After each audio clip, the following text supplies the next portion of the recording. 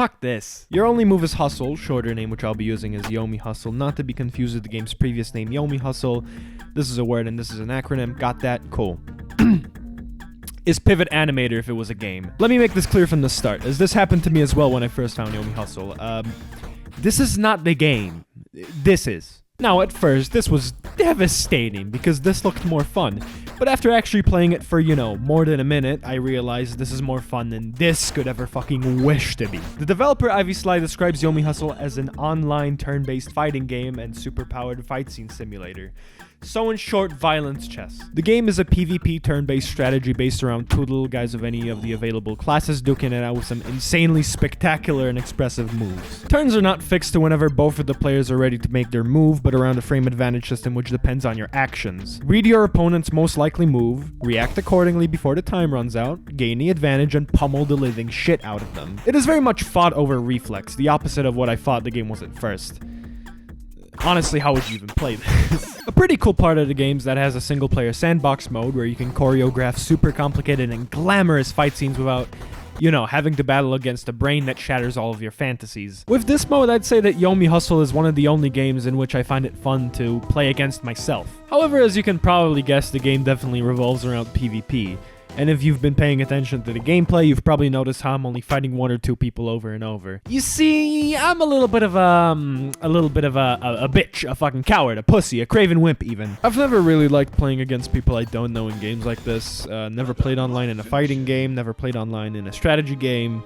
Would never willfully invade someone in Dark Souls or do PvP online, etc. It's a fear I made up that everyone I play against will be an asshole towards me and that no good people aside from my friends ever play these types of games. Which again is most definitely not true. So yeah, I choose to play with StakeFan 2001 instead. Anyways, what happens in a replay like this, which lasts more or less 15 to 25 seconds, usually takes place in the span of somewhere around 15 minutes and can, in some cases, even last up to an hour in the actual game. Although accessible and easy to learn, at least I think so, YOMI Hustle does not falter when it comes to depth and gameplay. Even though I described how the game usually goes in a sentence, this is easier said than done. The game has numerous counterbalances against getting comboed to shit so that the match isn't decided in the first few seconds. Even in the middle of a combo, you must predict what your opponent will do to get out of that combo as soon as possible. These counterbalances take the form of directional influence and burst, the former of which can actually be pretty easy to miss your first time around. DI is this little circle thing over here. It is present at all times and seems to do jack shit at first glance. However, what it does is affect the knockback that you take from your opponent. Let me demonstrate. This is me getting punched with my DI set all the way to the left, and now to the right. Pretty crucial mechanic. Burst, on the other hand, is a more aggressive way of getting out of a combo, but can be very punishing if your opponent predicts it. You can use it whenever this bar is full, and when you do, it cancels all of your momentum, knocks back your opponent, and makes you invincible for a few frames. If done at the right time, it can be a lifesaver. Though, if it gets, for example, predicted and parried, then it makes things all the worse for you as the damage fall-off that happens as you are getting comboed is reset and you take full damage yet again. However, this is also something you can use to psych out your opponent too, leading them to believe you're going to use your burst, leading them to block and try to parry when in fact, you didn't. Aggressive play is very incentivized by the game.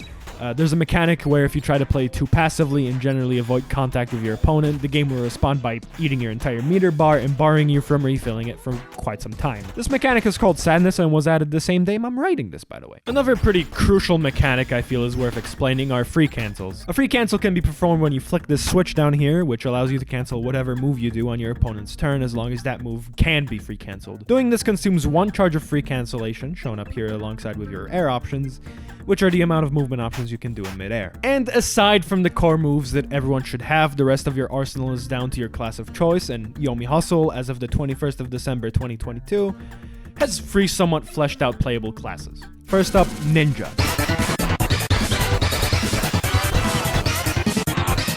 Who uses fists, nunchucks, and also a bomb occasionally like a traditional ninja should. And although he kinda lacks in air options, I think it's made up for how just devastating he can be on the ground. You do not want to be caught in a nunchuck combo, let me tell you. I personally think it's the most fun class in terms of spectacle. Like, it may be a very situational move, but Stomp is the coolest way to start and link up a combo.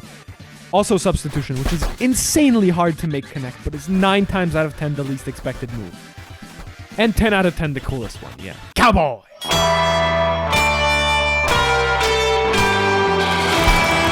which is actually a samurai, but couldn't be called that because it also wields a revolver and lasso. Cowboy, as opposed to ninja, very much benefits from being in the air. Sky's the limit, but also Cowboy's home turf. Recently, it's been on the receiving end of a bunch of nerfs, which is fair because it's also insanely OP.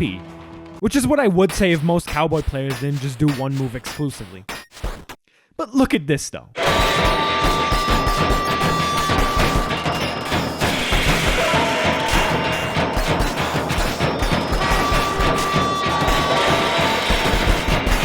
This was before the nerfs. That's fucked up. Of course, I wouldn't pride myself in such an unfair and relentless beating of my opponent. Who's my friend Urist, of course, the one from earlier. You may know him as Gavin, too. 20 years old, is home alone between 12 and 6 p.m., lives in Manchester. Wizard! Wizard, dumb fucking class, I hate Wizard. Wizard is no good, Wizard has no good qualities. Fuck you. Those are all the classes that are in the game for now. They're all fairly in-depth if you take the time to learn them, and once you do, you can join in on the fun of arguing about how actually all of the classes aside from the ones you play are OP and should be nerfed pronto. Personally, I fall somewhere between Ninja and Cowboy. That depends on the day, really. I suck at Wizard, though, but that's okay, because Wizard also happens to suck at me. Fine, fuck you, stupid Wizard. Wizard's a class which, unlike the two others I talked about, has a lot more ranged options. With it, you generally don't want to hug the enemy, but you still want to stay around them to deliver a quick home slap every now and then.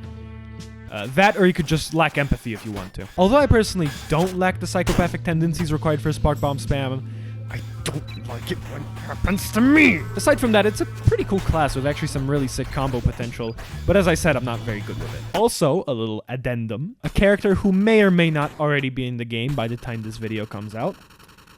Robot. To me, Robot looks like a guy from Sumatori Dreams.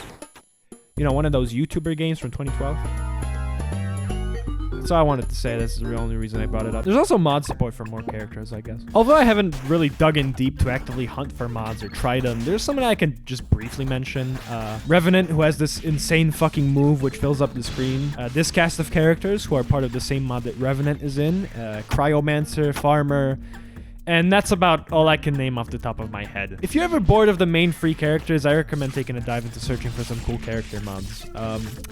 Balancing not guaranteed. Now, wrapping up everything I've said into a nice little package that can be taken anywhere, there's not really much bad I can say about this game off the top of my head at this moment. Although most of the critique I've said is relentless recommendation and dick riding, I feel it is very deserved for a game I only accidentally came upon, which is being developed by a guy who calls himself a music artist for most on his website. It surpassed all expectations I had for it. The game looks fun and for once turns out to be fun. For that reason, word of mouth is currently doing wonders for this game. It's spreading like wildfire, and as far as I know, there isn't really much marketing for this game coming from the dev himself. Aside from soap. That being said, the game is still in beta, so expect most of the information in this video to probably be outdated at some point. Actually, maybe even expected to be outdated right at this moment, since this game gets updated very frequently, and I work slow. It's only available on itch at the moment, which makes updating the game, and mods also, a very necessary process. However, there's a Steam release coming in the first quarter of 2023, which should probably alleviate both of these issues. You can find a link to both the itch.io download and Steam page in the description, and this is a high recommendation, as in you have to go play it, and if you don't, I'll kill you! Good news is that the itch version is and will, I think, be forever free. It won't be when it comes out on Steam, but to be honest, I'd be willing whatever amount Ivy Sly feels is justified. And this is coming from someone who legally pays for video games and doesn't get them from illegal sources and such.